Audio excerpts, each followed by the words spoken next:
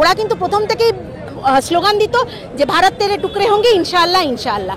তো এখান থেকেই বোঝা যায় যে ভারতবর্ষকে মানে ওদের মেন যেহেতু বাম শূন্য, বামের আর কোনো জায়গা নেই, এই একমাত্র যাদবপুর ইউনিভার্সিটিতে এসএফআইরা নিজেদের জায়গা রেখে দিয়েছে। আর ভারতবর্ষকে আবার বিভক্ত করার একটা প্রচেষ্টা চলছে, যেটা বিজেপি কখনোই হতে দেবে না। ইন্দ্রানুজের মতন স্টুডেন্টরা যারা এই যাদবপুরেই পড়ছে, তারা তো দেশদ্রোহিতা করছেন, এক প্রকার ফেসবুকে পোস্ট করছে যে দেশের রাষ্ট্রধ্বংস, কখনো মাওবাদী সমর্থন করে পোস্ট করছে।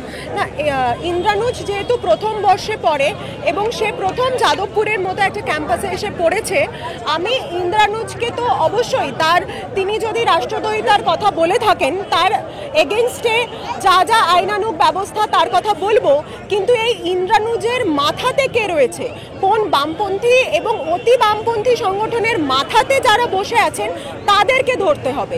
এই মমতা বন্দ্যোপাধ্যায়ের মদতপুষ্ট এই নকশালি অতি বামপন্থী সংগঠনগুলো, তারাই পশ্চিমবঙ্গে শান্তি আসুক, পশ্চিমবঙ্গে একটা গুড গভর্নেন্স আসুক, এটা চায় না। এরা বিজেপিকে হারানোর জন্য আবার নো ভোট টু বিজেপি করবে। তাই এই যে এই গভর্নেন্সটা চলছে, এটা absolutely created by state government, আর স্টেট গভর্নমেন্টের মদতেই এইসব নকশালপন্থী সংগঠনগুলো এইভাবে মাথাচাড়া দিয়ে উঠেছে।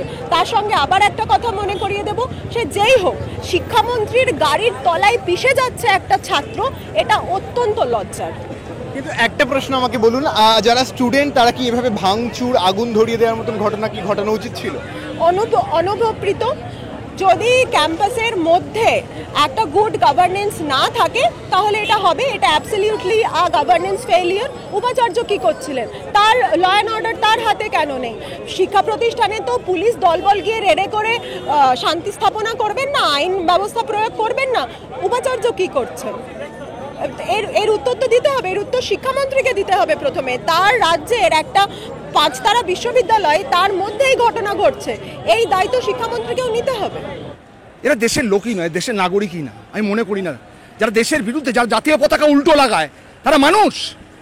জাতীয় পতাকা উল্টো লাগাচ্ছে। আর যাদবপুরেই তো এরা দীর্ঘদিন রয়েছে, যাদবপুরের ছাত্র থাকতে পারে, মেন্টালিটি, মাইন্ড, ট্যালেন্ট থাকলে পরে এরকম কাজ করতো না। প্রতিভাগুলো লুকিয়ে যাচ্ছে। বাবা মা পড়াশোনা করতে পাঠায়, এখানে সে ইয়ারকি মারছে।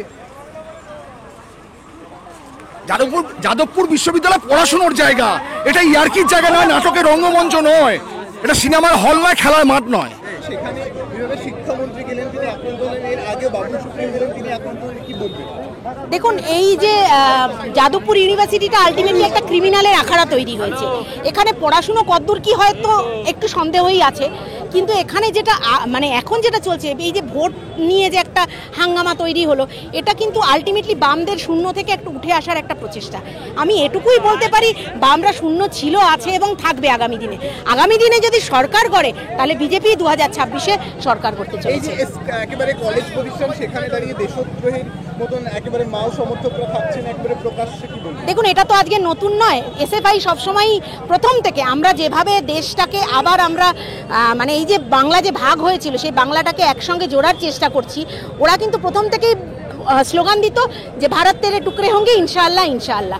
তো এখান থেকেই বোঝা যায় যে ভারতবর্ষকে মানে ওদের মেন যেহেতু বাম শূন্য, বামের আর কোনো জায়গা নেই, এই একমাত্র যাদবপুর ইউনিভার্সিটিতে এসএফআইরা নিজেদের জায়গা রেখে দিয়েছে।